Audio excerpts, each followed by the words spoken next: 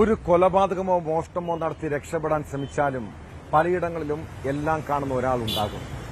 ഒരിക്കലും പിടിക്കപ്പെടുമെന്ന് കരുതിയാലും തെളിവുകൾ എന്തെങ്കിലും ബാക്കി കാണും.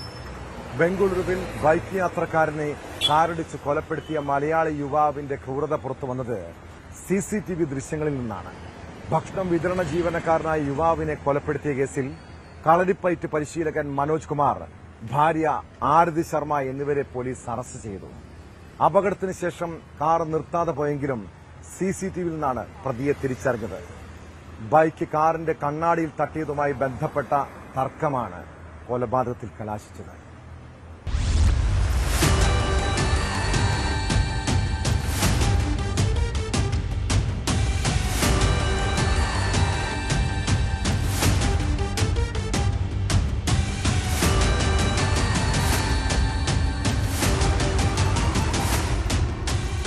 കുട്ടനഹള്ളി ശ്രീരാമ ലേഔട്ടിൽ ഒക്ടോബർ 25-നായിരുന്നു കേസിനാസ്പദമായ സംഭവം. സുഹൃത്തായ വരുണിനൊപ്പം ബൈക്കിൽ യാത്ര ചെയ്യുകയായിരുന്നു ദർശൻ എന്ന യുവാവ്. ഇതേ പാതയിൽ കാറിൽ യാത്ര ചെയ്യുകയായിരുന്നു ദമ്പതിമാർ. ഇവരുടെ കാറിന്റെ കണ്ണാടിയിൽ ബൈക്ക് തട്ടിയതിനെ തുടർന്ന് ചെറിയ തർക്കമുടലെടുത്തു. തർക്കത്തിനൊടുവിൽ ക്ഷമാപണം നടത്തിയ ദർശൻ ഭക്ഷണ വിതരണത്തിനായി പോയി. എന്നാൽ രോഷാകുലരായ ദമ്പതിമാർ ബൈക്ക് യാത്രക്കാരായ വരുണിനെയും ദർശനെയും ഏകദേശം 2 കിലോമീറ്ററോളം പിന്തുടർന്ന് കാറിടിച്ചു തെറിപ്പിക്കുകയായിരുന്നു.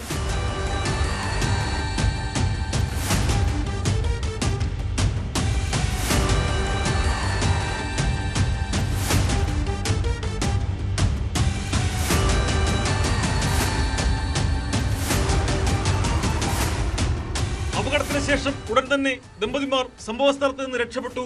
നാട്ടുകാർ ദർശനെ ആശുപത്രിയിൽ എത്തിച്ചെങ്കിലും ജീവൻ രക്ഷിക്കാനായില്ല. ദർശന്റെ സഹോദരി JP നഗർ ട്രാഫിക് പോലീസിൽ പരാതി നൽകി. സംഭവസ്ഥലത്തെ CCTV ദൃശ്യങ്ങൾ പരിശോധിച്ചപ്പോഴാണ് അപകടത്തിന് മിനിറ്റുകൾക്ക് മുമ്പ് ബൈക്ക് യാത്രക്കാരനുമായി ദമ്പതിമാർ സംസാരിക്കുന്നതിന്റെ ദൃശ്യങ്ങൾ ലഭിച്ചത്.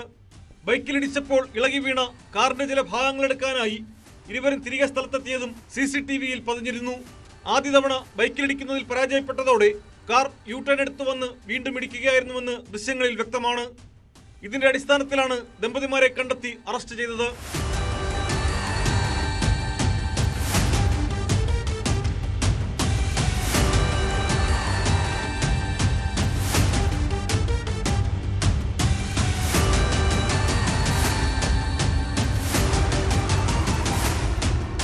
ന്യൂസ് 18 ബംഗളൂരു.